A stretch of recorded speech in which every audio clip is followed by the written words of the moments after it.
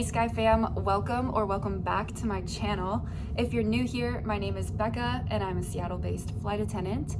I do want to give a quick thank you to all of my wonderful subscribers who are sticking with me as I took this kind of impromptu time off this year. 2025 has been a difficult year to say the least for me. Started off strong, then got pretty bad, and then now it's June and things are kind of on the come up. So thank you for sticking with me here. I have been inspired to film some more videos lately, such as this one. So there's just been a lot of updates I want to get you guys caught up on and things like that. So in today's video, I want to talk about retro pay, specifically how I spent my $7,000 retro paycheck. So in this video, I want to talk about what exactly retro pay even is. Maybe that's a term you've never heard before. So we're going to go over all that. Retro pay, back pay means the same thing. How much I got from our retro pay and how I spent it and possibly how I even saved it. I love personal finance. It's something that's become almost a passion of mine since graduating college and being an adult in the real world. You know, budgeting is important and I've come to learn that I'm actually pretty good at it. So I'm really excited to geek out on the topic of money with you guys. I'm keeping it so real today. Real facts, real figures. You're gonna hear it all today. I will say I plan on doing a more in-depth video on just flight attendant pay in general in the future. So stay tuned for that. There's a lot to cover in all the different ways we get paid, and every airline does things slightly differently, so there's a little bit of nuance to it. But in this video specifically, we're going to talk specifically just about retro pay that came with our new contract at my airline that was ratified in March of this year. I also just want to say, like, this month my gross paycheck was over $12,000. Wow! That is more than double what I normally bring home in a month. So that just blows my mind at how important this is for us as flight attendants and how much this money makes a difference to our lives, to our wallets, to everything. And that's all thanks to our new flight attendant contract we ratified.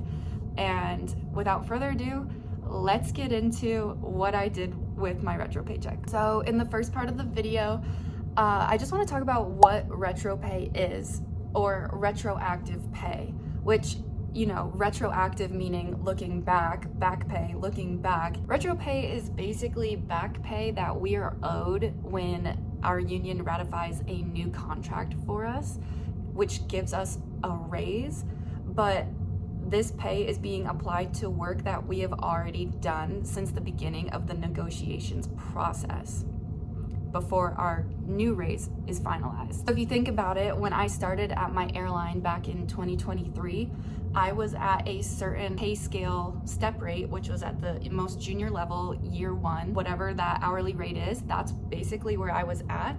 And then negotiations were already ongoing at that point. So fast forward 2024, we're still in negotiations. Fast forward 2025, finally March, we voted and ratified a new contract, which gave us an increase, a raise basically, at every single step level of our step rate for pay scale. And so from the difference between, you know, my year one, year two, year three, from 2023, 24, 25, that pay difference in the raise was being applied to all those years we were still in negotiation. That sounds a little convoluted, but I'm hoping that that makes sense. Basically, I'm getting paid for all the flying I did at the difference between my old pay rate and my new pay rate. That's what back pay is. So you'll hear sometimes, like, there'll be a news headline or word gets around on social media that some senior flight attendants who do a lot of flying during like the negotiations period, they will make over like tens of possibly like $20,000, if not more. It really varies by how much you're flying during that time. But if you're already at the top of the pay scale, like, you're bringing home a fat check, I'll just say that. So keep in mind, like, I'm pretty much the most junior at the time that our negotiations were happening. So my just over $7,000 paycheck was like basically the bare minimum. Like, people more senior to me that's their baseline. They're making way more than that. So just keep that into perspective as I break down these numbers. Retro pay is also an item that is typically incorporated in the negotiations process once our unions decide on like the key points, the key elements of what we want to see in a new contract. You know, negotiations is a really lengthy process. Ours took a really long time. It took years. I think at my airline, negotiations started in 2022 and we didn't get a new contract till 2025. So retro pay is typically something that the union will fight for due to how lengthy the negotiations process is, and it can be really grueling on the workforce as it goes on and it feels like progress gets stalled. So retro pay is typically something we fight for because of how long negotiations take.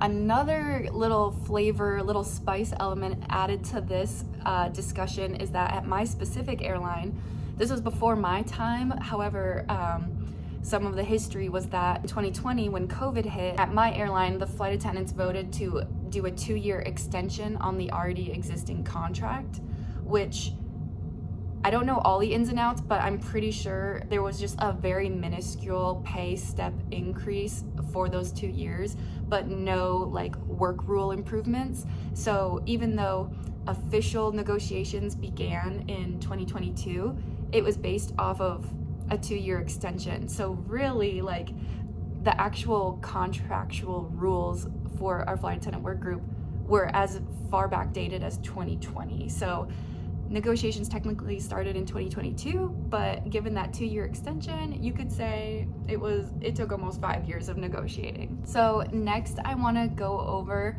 my month of March paycheck breakdown. So all these figures, I keep forgetting to say that I'm basing this off of all my financial information from March because that's when retro pay hit. Even though I'm filming this in June, I know I'm super behind. I'm so sorry.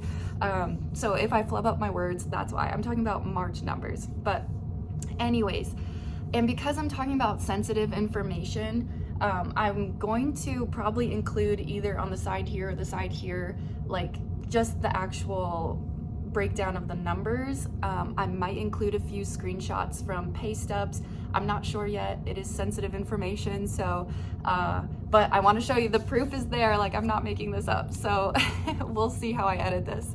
But anyways, so for the breakdown of my paycheck for the month of March, I had just my regular paycheck, which I get paid, I guess 2 times a month for. I could either opt to do it once a month, get paid once a month in my airline, or I can opt to get paid twice a month and just have like a smaller breakdown in each paycheck, but at least it's a little bit more regular. So I opt to do 2 paychecks a month, and that totaled, and I keep looking down because I have my notes on the side here, so I don't mess this up.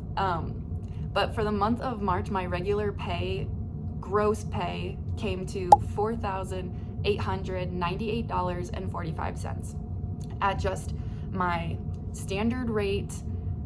That was actually my last rate before the contract increase, so that was kind of on the lower side actually. Just my general pay that I should have expected for the month. Then my airline actually also offers performance bonuses company-wide. So if all the different work groups at the company hit our certain goals that we want to achieve on a quarterly basis, then we're eligible for different types of performance bonuses. So in March, we actually happened to also hit a performance bonus. So that was an additional $325 in my paycheck for the month of March. Then my retro pay. Mind you, every airline has a different formula for how they want to calculate and offer retro pay. Some airlines will say for the first year of negotiation, you'll get 6% of all of your flying for that year, and then it'll go down like 6%, 3% for the following year, and then maybe one more 3% for the final home stretch of negotiations. Every airline has a different formula for it, so I don't have that information. I'd have to dig for it, and I'm not gonna do that. So I can't tell you exactly how my retro pay was calculated, but I'll just tell you it's based off of how much flying I did from 2023 to 2025. So my retro pay came to $7,472.44 for the month of March. So when you add all of that together, my total gross income for the month of March was $12,695.89, which just blows my mind because, oh my gosh, that's a big number, and I have not seen that in 1 month. In my professional career, my aviation career, I have not seen pay like that before, so that was amazing, such a good feeling. And for reference, like I said earlier, my typical regular paycheck for the month is a little less than half of that number. So that's just to put that into perspective for you. Like, this is a good chunk of change. I need a quick coffee break. Okay, so next, where did the money go? So this is the juicy part, and I feel like if you know me, you probably know where this is gonna go. But anyways, I'm not gonna give anything away. I'm no spoilers here. So for some reference, I do invest. I do have in total 2 different retirement accounts. One is a 401k through my company. The other, I invest on a platform called Betterment, which I could totally talk about in a whole nother video. I'm relatively new to this platform due to a merger with the previous financial platform I was using. So I'm new to Betterment, but loving it so far. So I have a Roth IRA on Betterment, which is my second retirement account. And then I also have just kind of I'd call it fun money, but nothing about investing is fun. So it's just like seeing all your money go away in hopes of a better future. So I would say it's just like my throw money at it account. It's just a general brokerage account where I invest in just a portfolio of ETFs in hopes of someday it'll grow and I can use that money towards a future savings goal, maybe a down payment on a house someday, or maybe a small business in the future. I'm not sure yet, but those are all my investing vehicles.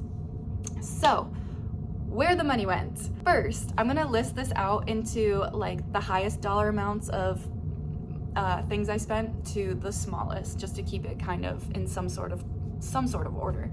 So first, I put $2,500 into my Betterment Roth IRA.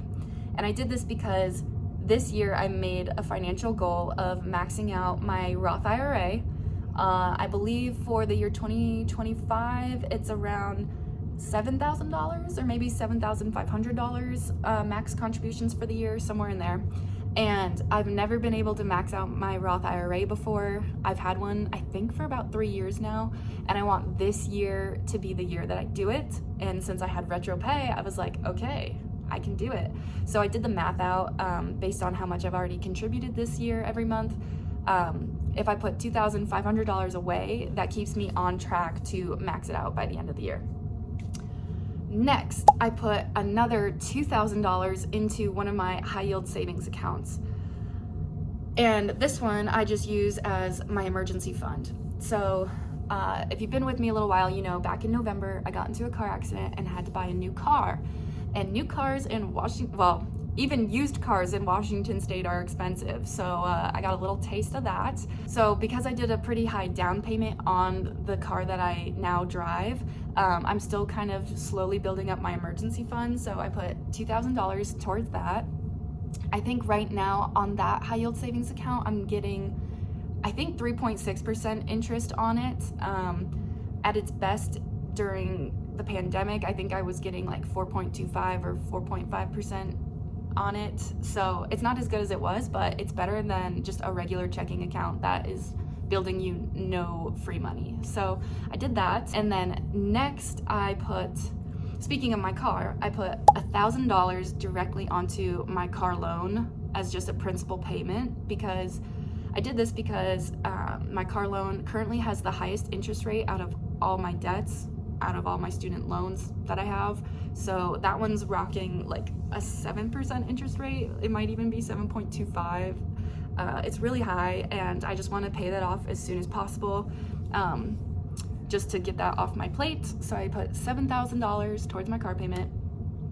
And then next I put $500 again towards my Betterment account, but this time I put $500 into my just general brokerage account, just my general investing portfolio. I don't really have a clearly defined goal for it. It's just when I have the means to throw extra money into an investing portfolio, I throw it there just to let it grow, and maybe someday down the line, if I do decide to be a homeowner, I could use it towards a down payment on a house, or maybe be an entrepreneur in the future, start a small business, who knows, or just to have just a fund waiting for me as I figure life out. So put $500 into there.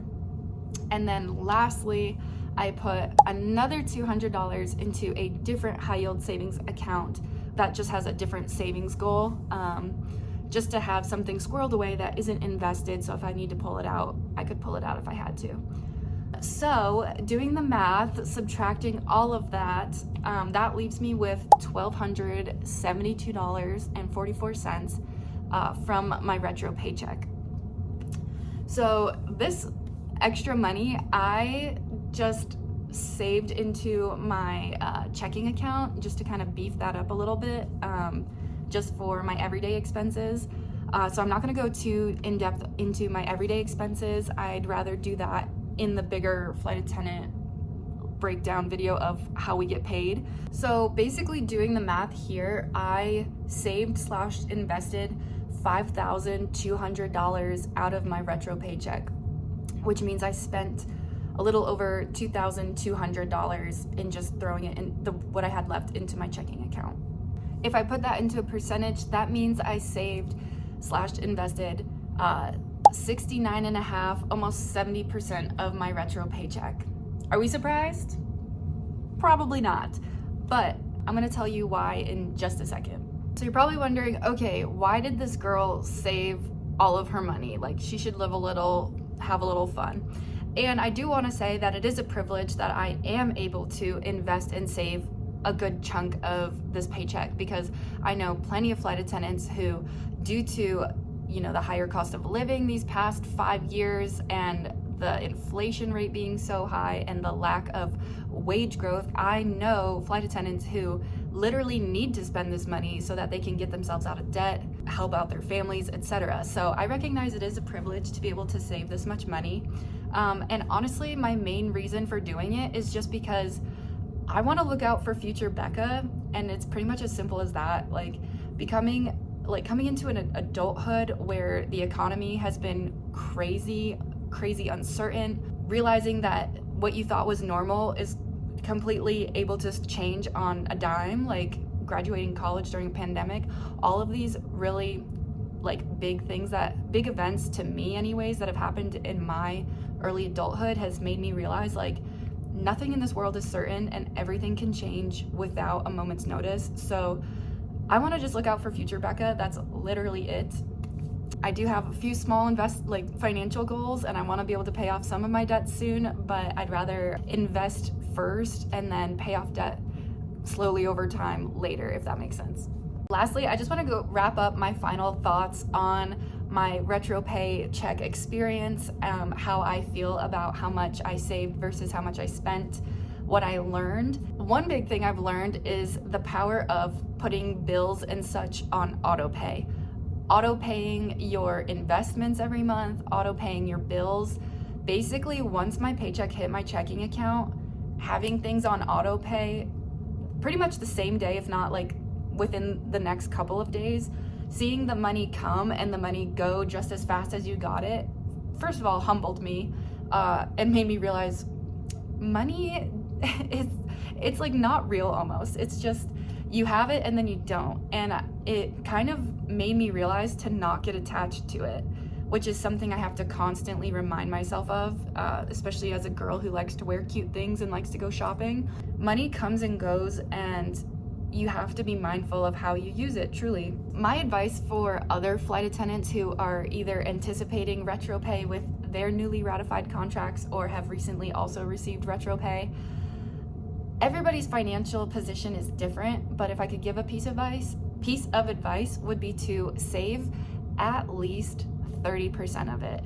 And I know that's aggressive for a lot of people, but if you can save 30% of your retro pay and either save it into a high yield savings account, or if you need it more immediately, or if you're okay with investing it, you will thank yourself a million times over in the future. That's just my piece of advice. I am curious, if you're a flight attendant watching this, how did you spend your retro paycheck, your back pay? I'm so curious. I love hearing what people do with their income. Personal finance is personal, but it fascinates me. So if you're in aviation below and you recently received retro pay, leave a comment, tell us your story, tell us if you're comfortable sharing, tell us what you did with your paycheck, or the biggest expense that you paid with it, or whatever you did with your paycheck. I'm so curious. Obviously there's no right or wrong answers here, everybody's in a different position, but I just want to know, I like talking about money. I don't think it should be taboo. I enjoy learning people's side hustles in this career. I've learned so many cool things about people. So yeah, let us know in the comments if you're comfortable sharing. I would love to hear it. How did you budget your retro paychecks? Let us know down below. And as always, if you guys liked this video, please give me a like, consider giving me a follow. I heard through the grapevine that if you give me a like and a follow, that there will be more future videos coming up shortly. So I'm just gonna leave that out there. Do what you will with it. And as always, guys, take care of yourself, seriously. I hope you are enjoying your summer. I hope everything is going well for you guys at home. Take care of yourselves. I love you. And yeah, thanks for watching, Sky Fam. I hope you enjoyed this very real personal finance video. And enjoyed hanging out with me. It's been a while. So I'll catch you guys on the next one. Take care. Bye-bye.